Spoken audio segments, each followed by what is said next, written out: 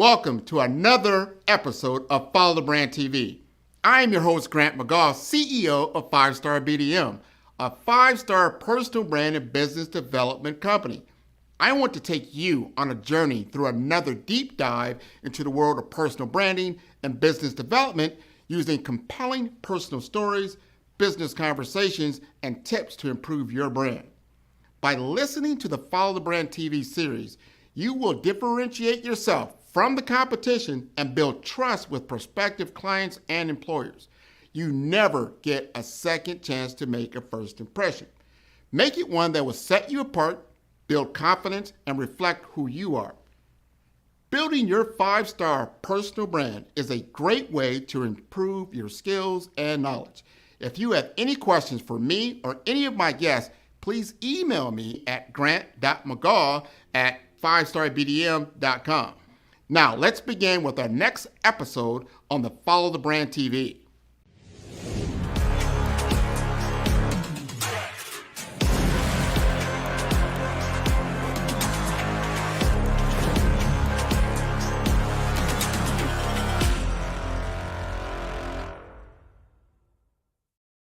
Five-Star BDM, Brand Development Masters, is a professional consulting and advisory group keenly focused on business development services for the small to mid-sized business and entrepreneurs. Although every business is unique, they often share business development challenges that can be addressed through smart branding. Services include process improvement and operations, digital strategy and transformation, business intelligence, digital marketing, and personal branding. Our business and personal branding company has helped a number of professionals and organizations to optimize and grow. This results in more business, more opportunities, better reach, positive outcomes. Visit www.5starbdm.com today to learn more.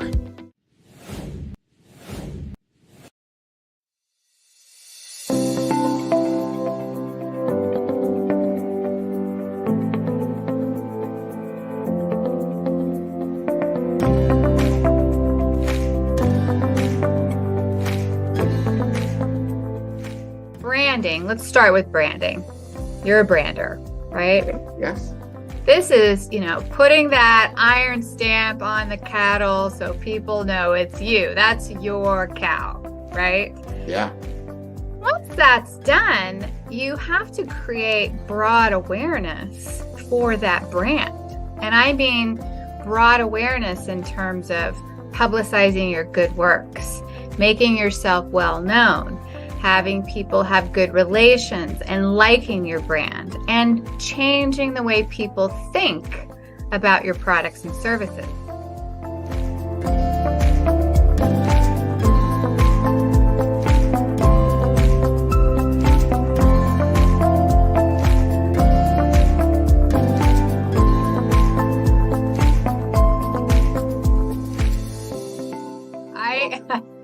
I am the anti-PR Chief Strategist and Evangelist for Joto PR. Disruptors. We deal with disruptive, innovative tech companies to help them increase their share of voice, educate, become more creditable, and be able to compete against the behemoths, that they have better technology and are more agile and a better cost for their clients. And it gives them that voice to be able to prove that so people trust them before they buy.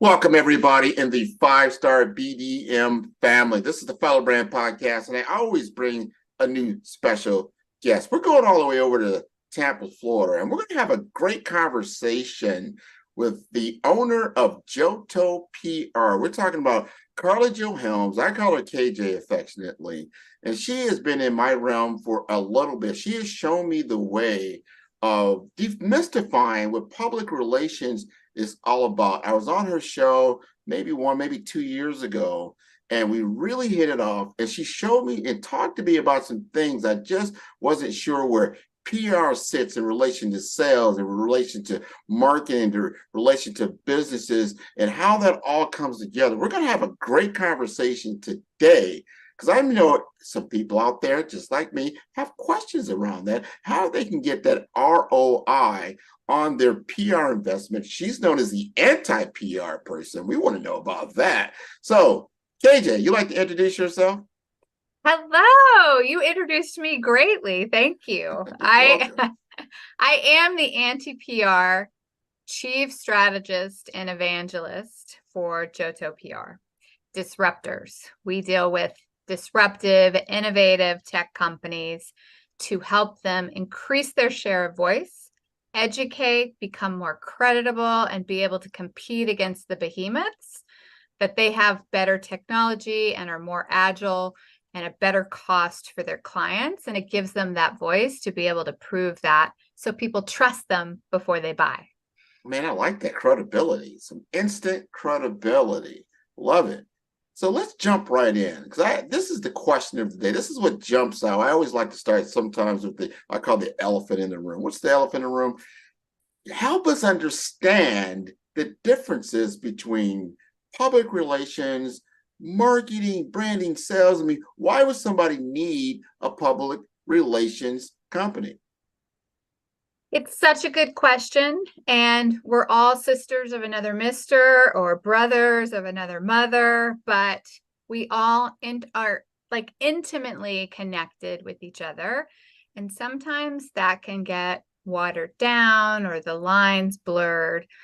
But I'll give you a really simple example. Okay. Branding. Let's start with branding.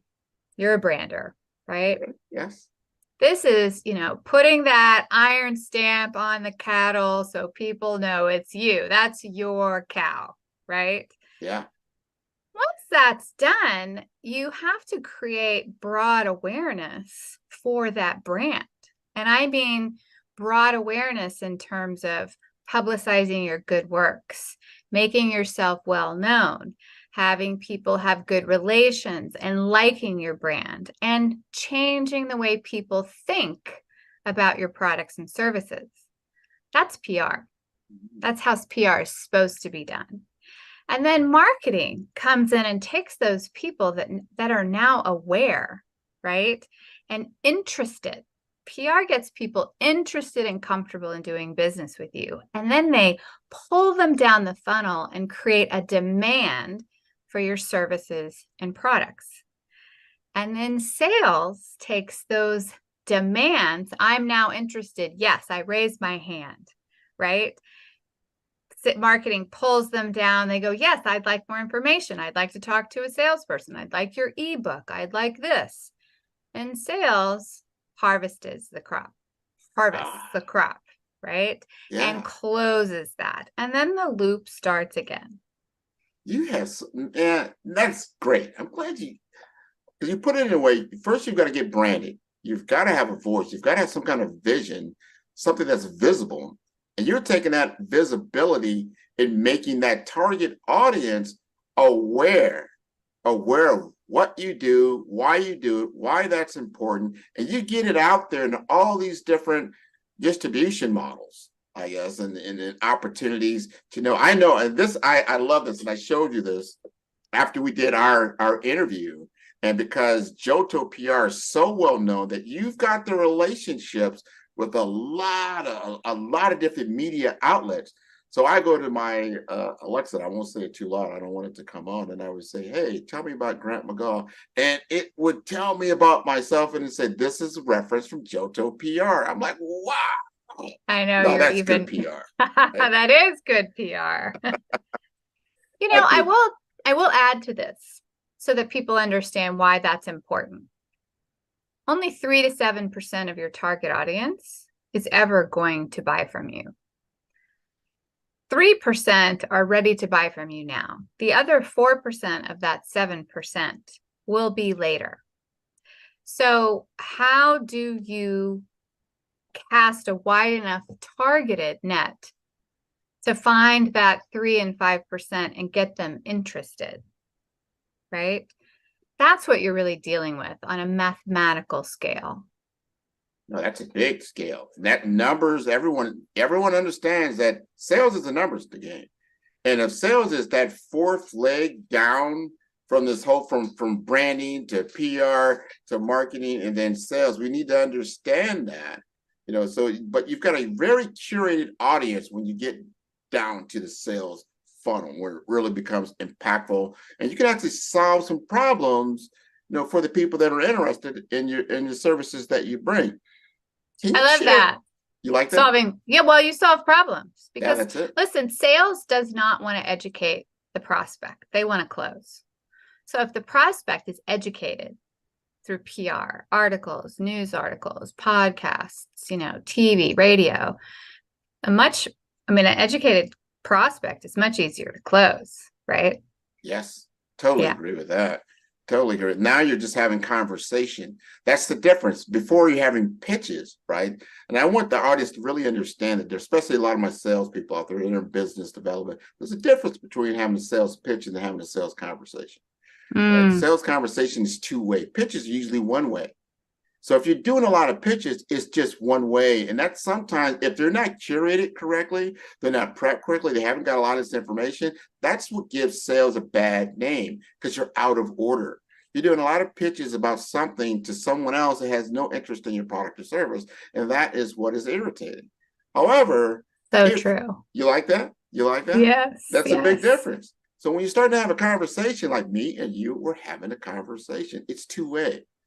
We both are interested in solving a problem. We're both interested in what we're talking about. We're both interested in the passions that drive us to go further down the road to be successful in our endeavor. And I think that's so important. Now, I got to ask you this, because in your advertising, and I've seen this, you say you are the anti-PR. You have an anti-PR blitz type of package. You're like, I need to change the narrative around public relations. Why did you feel that was necessary? And give us some context around how you've been effective with that.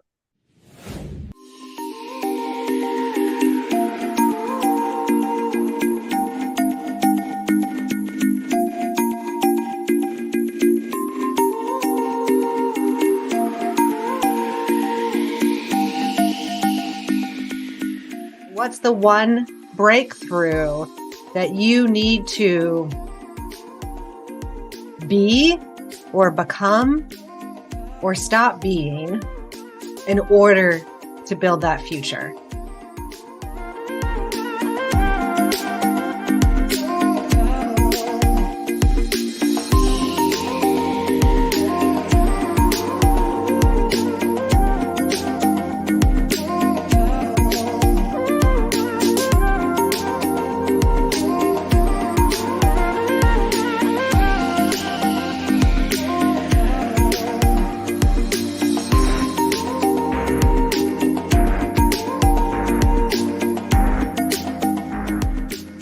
We sometimes need guidance. Well, how do I show up in this space? What do I talk about?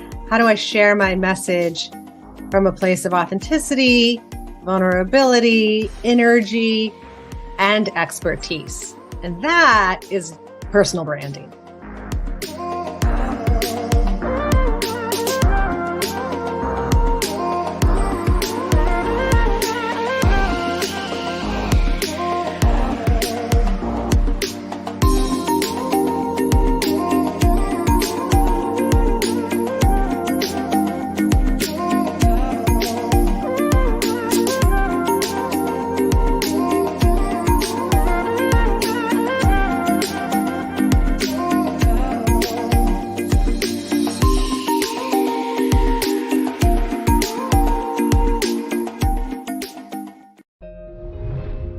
Now is the time to be seen and heard, to share your genius zone with the world.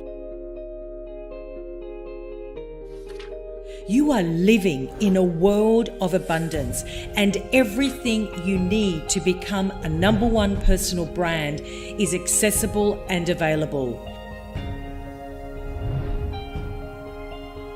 You have unique gifts. You have unique skills that only you can deliver in your own unique way. Package your genius so you can transform people and businesses. Commercialize your brand and create an extraordinary life for you and your family.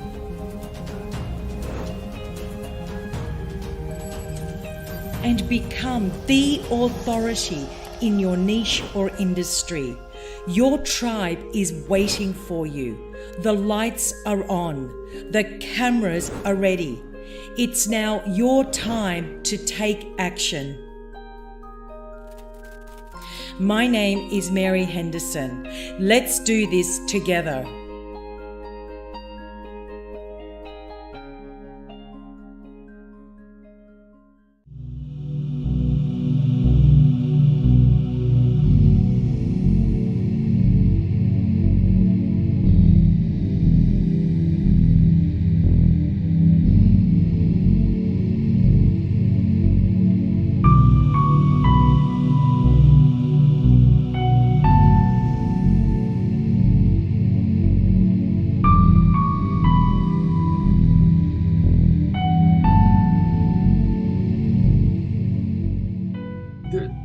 Branding has got to play a key role here, because if you have an enormous effort, it consists of grants, volunteering, energy goals, ESG reports. All that is impossible to communicate. And so what you need is branded signature programs, and to carry the flag, to communicate what you do, to inspire, to guide.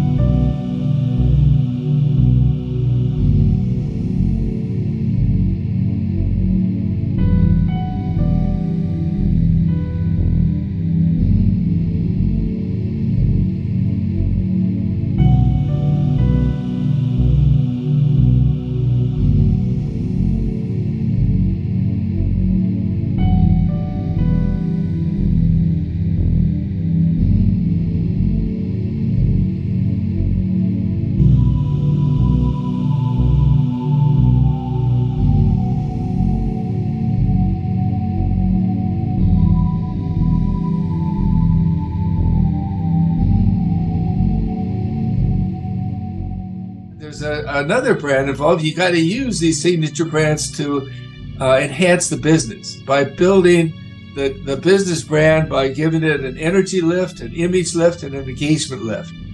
And when you do that, the business now can view your program, whether it's internal or external. You can move your program as a partner, something that doesn't have to justify its funding each year, something that's really going to become part of your business strategy, and therefore it will grow and thrive and be more healthy in a long term.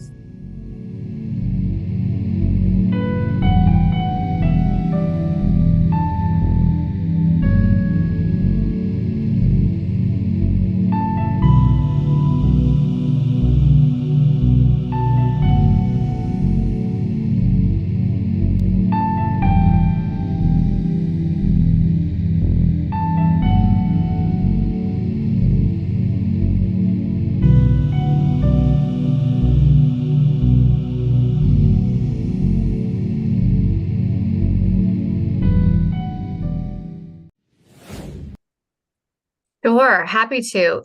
Anti-PR came from my clients and prospects. So my background is in crisis management.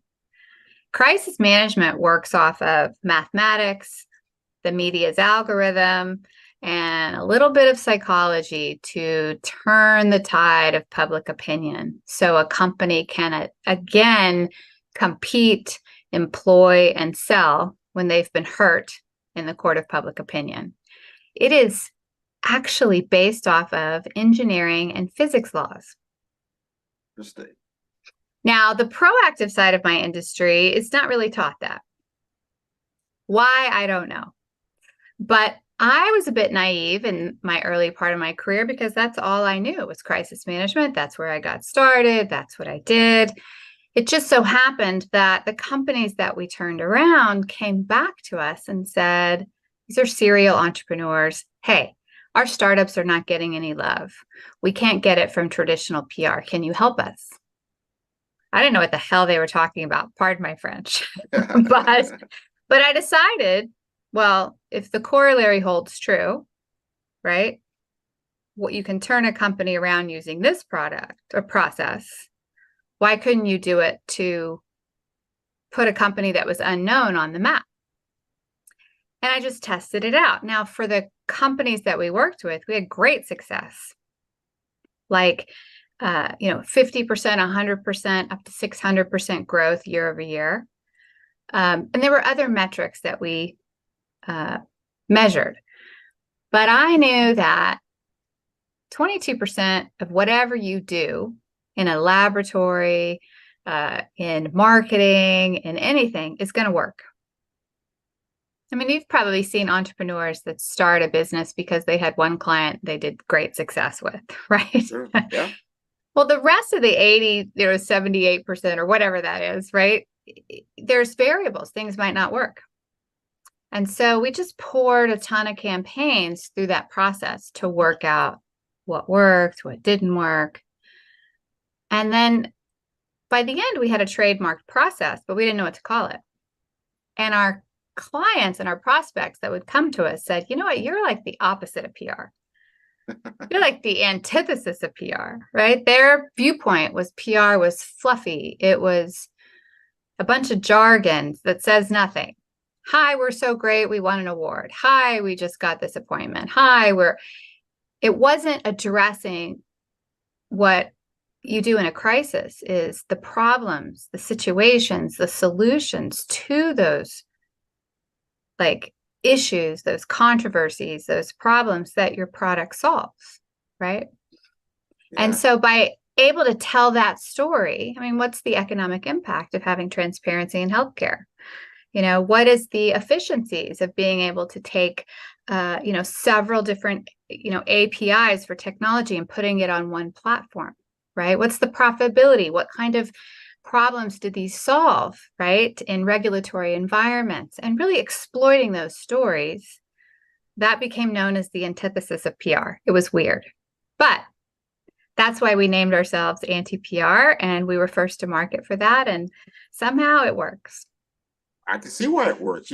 And one thing I'm getting from this conversation is that you're using principles of mathematics, of probability, of market research and understanding your client intimately, not just the moment, but where are they going with this?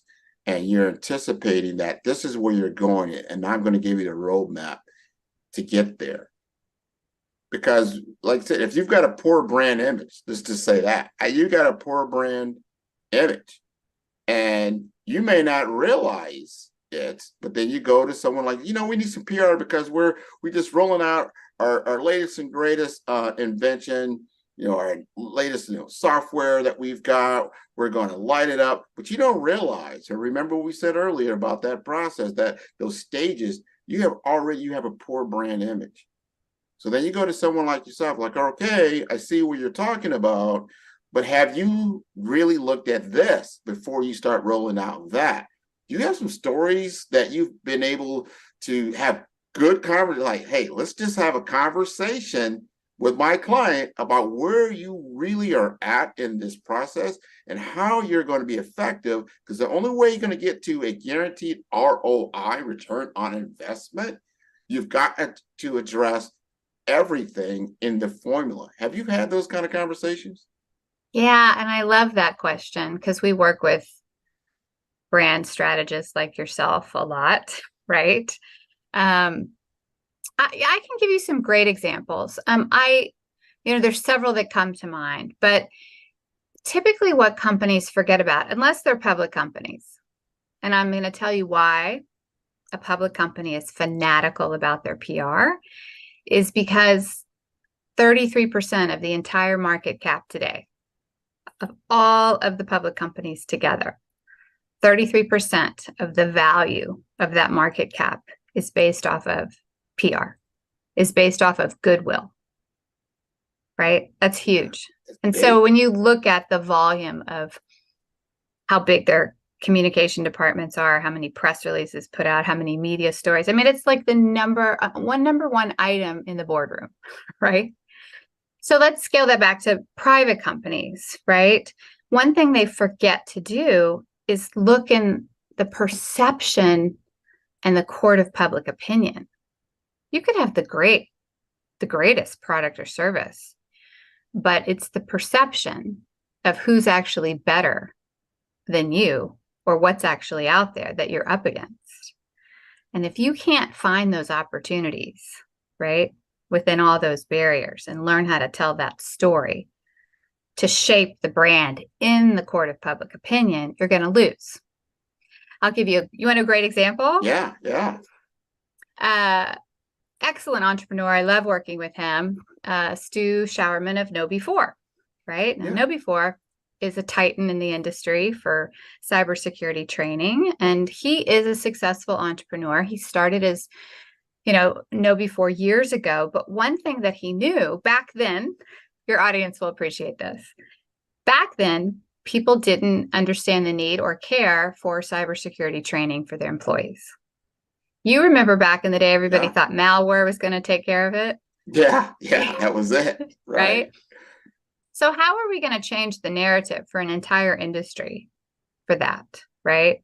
Even an entire culture, like in America, not to mention the whole world, right? And one of the things Stu realized is that he had to show in the court of public opinion, press releases, media interviews, articles, how companies, especially like government and finance and education systems, which are the most heavily attacked, were actually being attacked.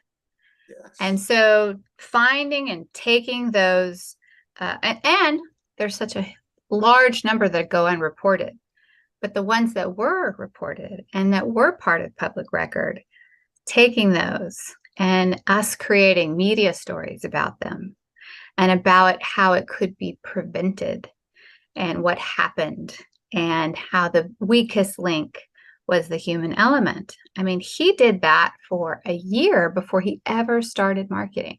Nice. Yeah. And that got people interested, right? Just trying to go straight at the industry analysts or, get the media to cover something that was a good news story. Hey, we've got this solution. They don't care about that. They want to know what the problem is. Right. And then they become interested in the solution. That's just one example.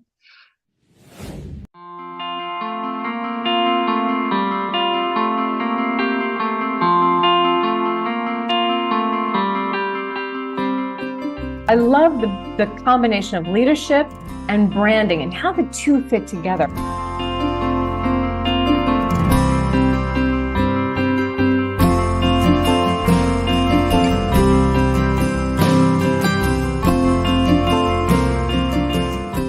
I think there's only really two mindsets, two foundational thought systems. One is based on fear, and one is based on what I call the joy of possibility, the potentiality, what could be. And it's interesting to see what's happening with leaders today.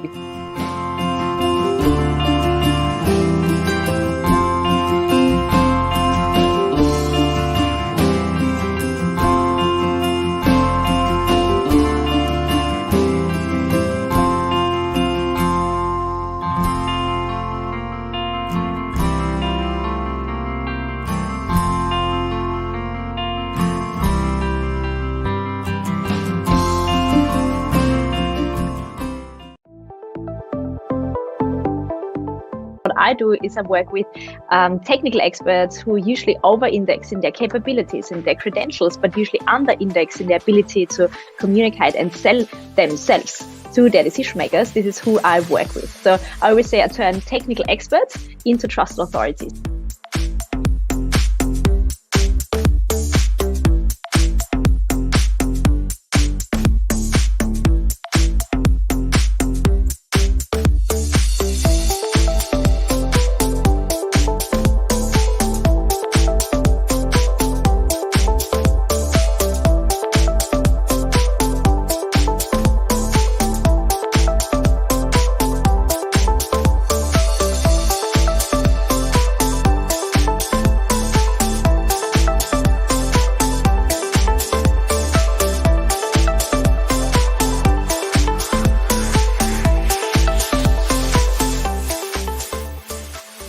the way how we think about career, leadership development, and success, we need to rethink that, because it's not about staying in a company the longest or having the most credentials or the most level of knowledge, because we cannot compete with AI, and this is what we're doing nowadays.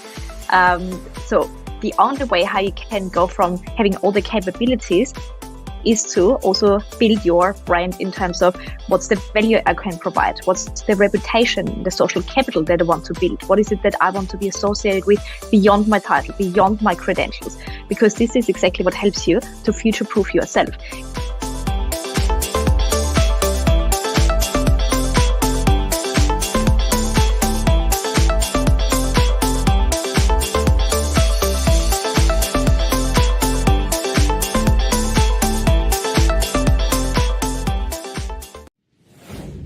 No, that's a fantastic example, and you framed it so well. And this, I found this, I've been in information technology 25 years, and what that has done is got me a lot of exposure to tech companies and their entire process. I was in the sales world, right? Business development, account management, that type of thing. So I'm at that fourth level, really. I always remember we always had some friction with marketing, right? And then it was like, sales always has friction with marketing. There's always some friction there. Like, you're not telling the story right, or I don't have the right content to be able to close the deal. And that's what we really were getting down to. But understanding the PR and then the brand. And I work for some companies that have phenomenal products. They solve some very, very pressing problems, but their storyline was god awful. It really was. I said, look, the person that's going to actually buy this stuff, it's not really, because there's different buyers. There's a technical buyer, there's a finance buyer, and then the executive buyer. Usually the executive decision maker, as you said even earlier, doesn't care about your technology so much as to what the problem that it solves for my company. And if your messaging is not actually speaking to that, that's going to delay your process. And people, a lot of times, they stay with the status quo. If it's because you haven't really stepped on the problem, you haven't really honed in on the implications of not doing anything. Think about know before. Hey, look, if you keep throwing malware and software at this, and really the real problem, and I know that a lot of people know this now in the cybersecurity world, the biggest problem is the human problem. And if you haven't educated that, nothing is going to really make a super major impact if your people aren't aware. So I agree with you 100% when it comes down to you've got to get your PR right. Now, a lot of people think like, well, I'm not a Fortune 500 company. I don't have thousands and thousands and millions of dollars possibly to throw at some gigantic PR campaign. However, no, before it wasn't $1 billion company. Talk to us about that perception. Yeah. I think because the industry has had a bad rap. I mean, it's ironic that the PR industry is not looked upon favorably. I mean, we're in charge of people's reputation, right? Which is, I think, why anti-PR became so popular, is because people thought, yeah, this is the exact opposite. But, you don't have to throw a lot of dollars at something to get to the right, target, the right gatekeepers to your decision makers to tell a story. You have to have an incredible process. You have to have the ability to know who your audience is and their psychographics so that you can penetrate. And you have to have a little bit of, algorithmic knowledge of how the media works so that you can consistently tell these stories, right? And I'll say something that I think you could understand, being in biz development and in healthcare and technology. You could talk to system admins, for instance. They need your product or service, right? But then there are layers of executives that need to be convinced. And I hate to say it, but sometimes it can be bureaucratic or political. And then the higher you go, those executives, they don't want to get fired for hiring the wrong company. Right. right? And we understand that, right? It's like, what's that old saying? Like, you never got fired for hiring IBM. That's it. IBM may not be as agile and have the best technology, right? But because they have such brand credibility, then if something doesn't go right, then the people that signed off on hiring are typically not going to get taken to task compared to versus hiring an unknown company or an unknown funded startup that really doesn't have that credibility to back them up in their decision making. So that's the power of PR. And it also is so much less expensive to communicate stories like that and earned media to the decision makers that aren't necessarily the ones that are buying, but that influence the buyers.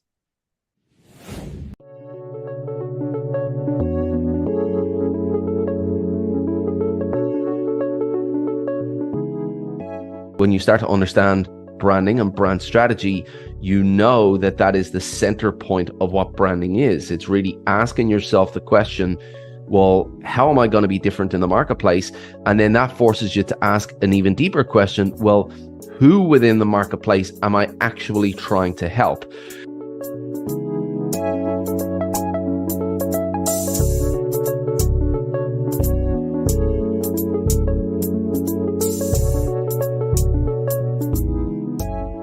So really, when it comes to helping students or clients to see what we're trying to do is to highlight that massive gap in their understanding about what branding is. That no, we're not trying to get people to just recognize our brand through a logo. We're trying to get them to feel something for our brand. And the way that we do that is by getting crystal clear on exactly the segment of the audience that we're trying to target, exactly what type of challenge that we're going to help them overcome, what type of experience we're going to give them that's different from the competitors that are out there, and the way we're going to engage them, the personality that we're going to use. All of these things come together to create something that's truly unique, the way we all are as individuals, because we all have these unique elements that make us us. And that's the secret to branding.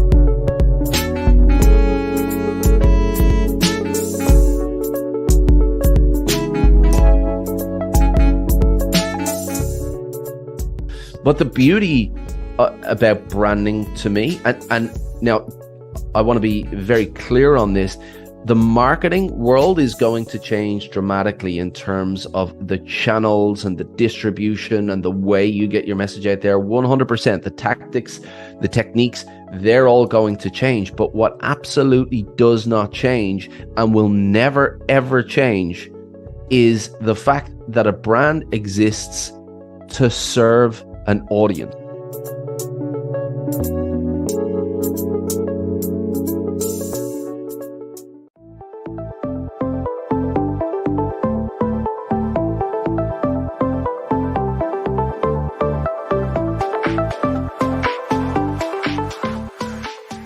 The way to brand is, and it's a leadership conversation. It's not a marketing thing. And ultimately, it starts with, what is your purpose?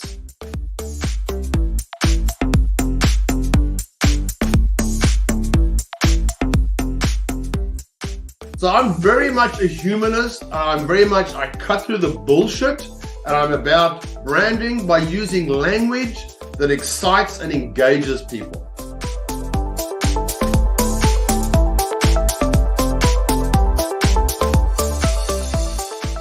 Branding's about people. And so I call myself the brand guy for that exact reason, to kind of take it off its pedestal and to make it something that's real and accessible and understandable and relatable by everybody.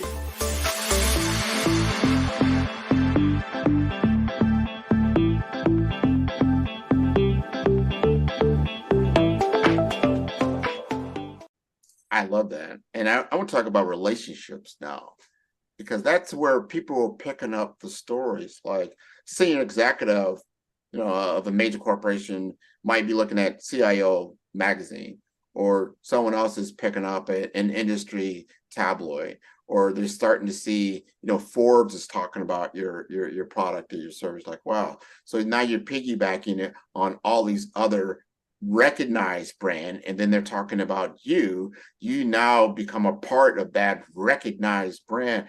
Talk to us about the relationships in public relations.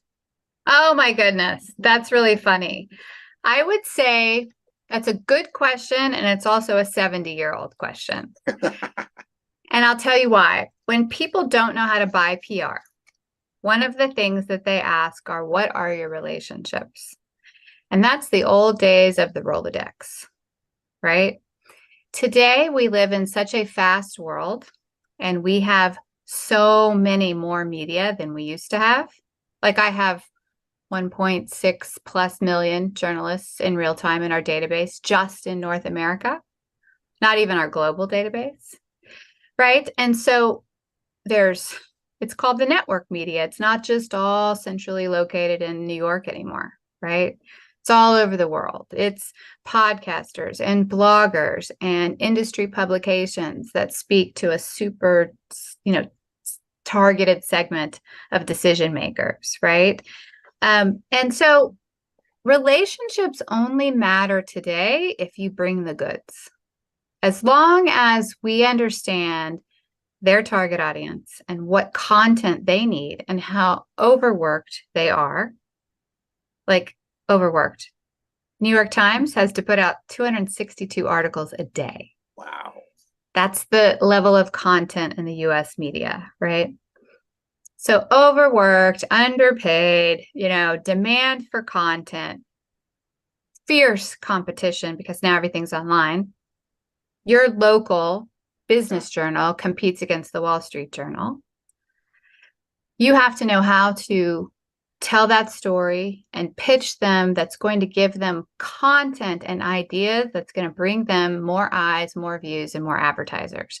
And if you do that consistently, there's your relationship. And the minute you don't, you are persona non grata. Non gratis, right? That's no longer a relationship. So does that answer it? Oh no, 100% it answers it. Yeah. Especially with social media, things are moving so fast. Now we got this thing called artificial intelligence, generative AI out there that can quickly create content, but it's still got to be accurate. It's still got to be curated. It's still got to get out there. But you still got to know the outlets and then the broad reach. What is the broad reach? I'm curious to ask you this, because now 5-Star BDM is an affiliate of Joto PR. KJ reached out, yes, like, you are. I want to work with you. I'm like, well, we have a relationship, but why did you reach out to 5-Star BDM? What is it about 5-Star BDM that attracts you? Well, number one, you're in technology and healthcare, but you understand also the value of brands. And we also know that brand strategists need a vehicle to communicate the brand once it's been delineated or once it's been revised. And there is this, I don't know if it's just a misunderstanding, but sometimes people think if we build it, it will come. If we change our brand, then people automatically know. But you need that firepower behind that brand communication, right? And you are very savvy. You watch how the economic landscape has changed, how the communication channels have changed, how networking and business development has changed. And really, that's all about disruption and innovation. And you can't do things the way you've always been doing it before. You can't tell the stories the way you've been doing it before. And it is about relationships, but on a more exponential scale. And how do you do that and still stay personal? Those are the affiliates that we look for. And that's why we picked 5-Star BDM. I love it. I'm glad I was chosen to be a great affiliate, because people that need your services, they do get special treatment. There's special pricing, and we have a conversation because everything is unique depending on the circumstances that you are going to involve 5-star BDM and Joto PR. What are you looking to do? We're going to give you the excellent advice and consultation that you're going to need. I always talk to people like, all right, what do you want to achieve? I want to be $1 million company. Okay, that's great. I love that. All right, do you know how you're going to get there? Do you know what the investment you're going to need to make and the things you're going to have to really dig into and take the time to create in order to get to that level and that you're recognized as a $1 million brand. I call a 5-star brand. You're recognized, you're out there. And sometimes that takes time. It's not instantaneous, so you're going to have to like, okay, you might get involved with us. You're like, all right, we're going to roll out a 3-month campaign for you. It's going to cost X, but I'm going to tell you right now, you're going to have to come back and you're going to have to keep repriming this pump because you got to look at the volume, as you just said. That was just one company. 262 articles a day. There is a ton of content going out. But here's the deal. Targeted messaging. I don't need to reach millions and billions. What I need to reach those 1,000 to 5,000 that are in my audience that understand what I do and need my service, and they need to get that message highlighted in front of them. That's why we're doing this now. Now I got another question because I see you do this and I do this because we're on one of these right now. It's a podcast. Why did you choose podcasting as such a vehicle for you? And you've got your disruption out there. You've just been doing, you've been jamming for a while. What type of value do you see in podcasting? Wow, it's such a wonderful new medium. I was just looking at a database that had like 2 million podcasts in there, right? And just even the companies trying to capitalize and put these all into a database, right? It's a brand new subset of the communications industry. Grant, we didn't start off as a podcast. If you remember, we started off doing quarantine press conferences for the media during the pandemic because our media partners came to us and said, we're furloughed, but we have so much more demand for content. And how are we going to help our readers and our listeners and our viewers, which are business leaders, navigate the pandemic? So we had our subject matter experts in tech, from health tech to insure tech to shipping and logistics to e-commerce, even infectious disease experts and, hardware, software, on these quarantine press conferences with their clients, hundreds of business leaders and the media, all asking questions to these experts about, how do I handle this? I have to put my company on a remote workforce. We can't get our hardware to do that. Shipping and logistics experts would say, this is what's happening. This is what you can do. And real time, that's how it started. And then we saw that there was such a need to talk to innovators and disruptors that just turned into a podcast. Let's interview these guys. Let's interview the guys that are out there trying to make the world a better place, right? Pioneers, arrows in their backs, that know there's a better way using technology to make things possible. And let's interview these guys one by one, client after client. Then we got referrals like you, and then we would send those to the media because they want to talk to subject matter experts. They want to talk to innovators and disruptors. And that's just sort of how it started. And, it's still that way today. We still talk to industry disruptors and leaders, and the media still want to talk to them after the podcast. But we kind of fell into it. But I can tell you this, and I'm sure you've seen this. Our guests tell us that they use this to pitch investors. They use their podcast to tell their story so that their sales teams don't have to.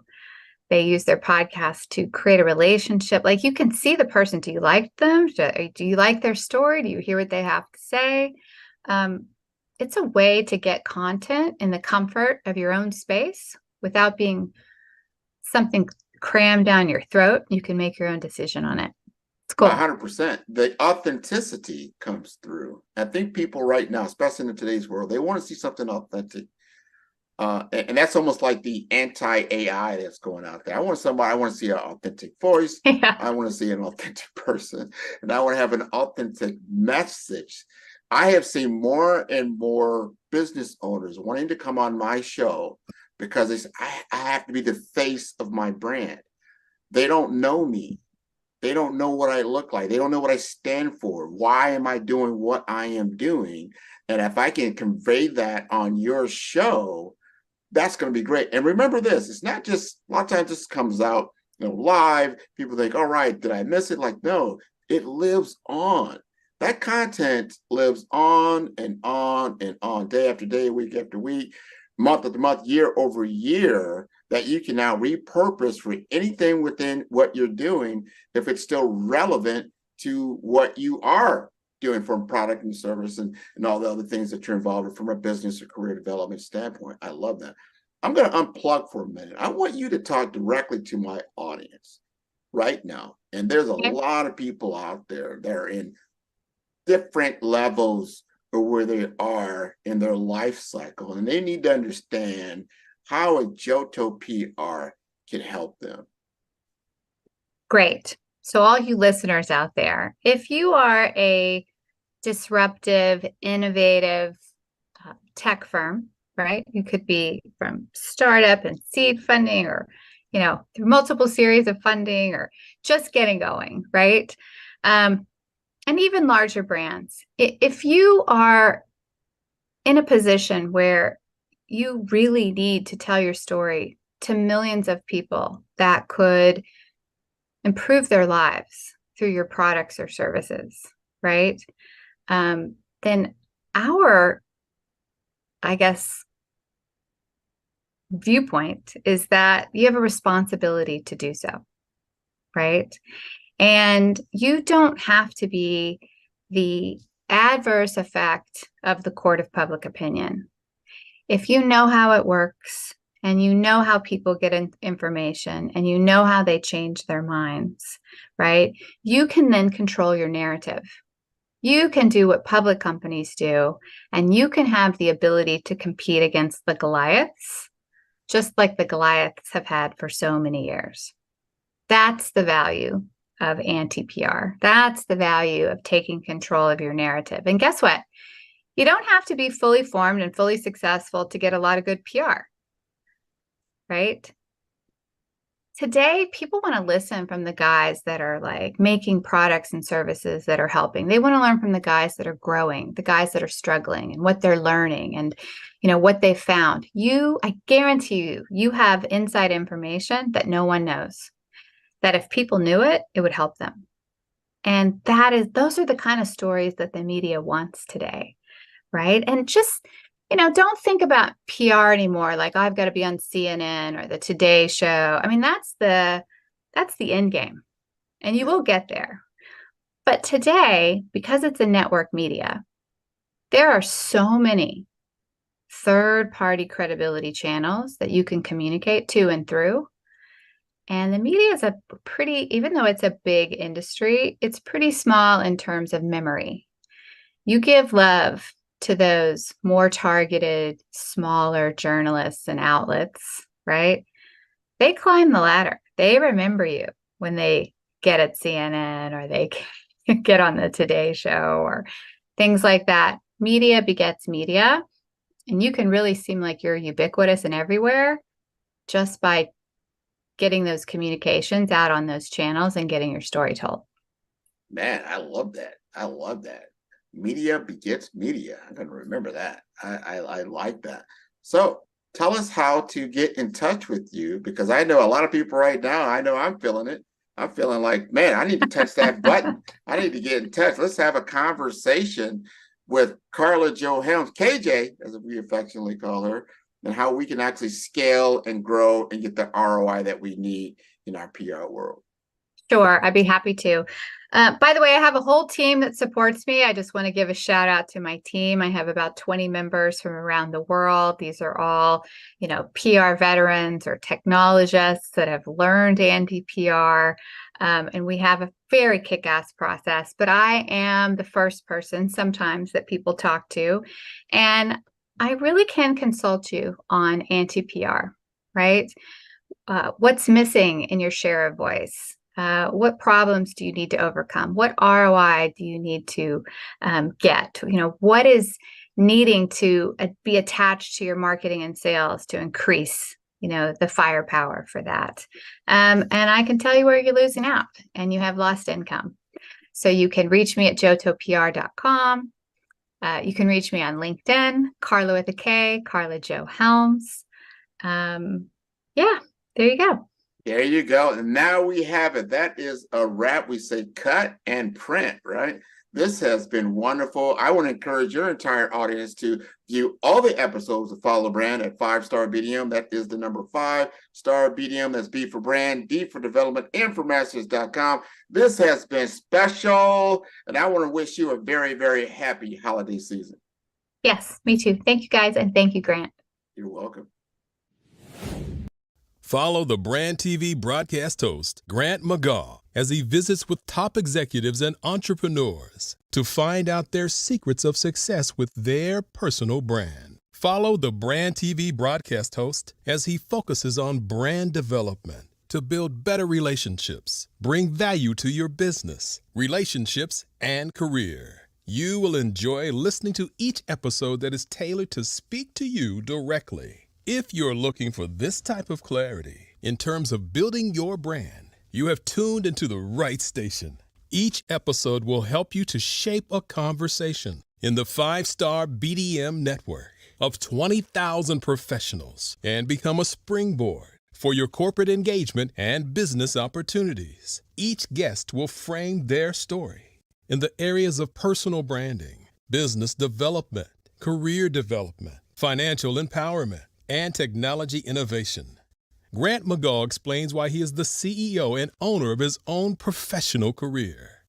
Grant is an accomplished business leader and entrepreneur who wants to give back to individuals to grow their personal brand strategy. Tune in as he weaves his story about new possibilities, while to you exceed expectations. If you love storytelling, this show will make for fun. Tune in for our next show or click on our website at www.5starbdm/followthebrandtv. Thank you.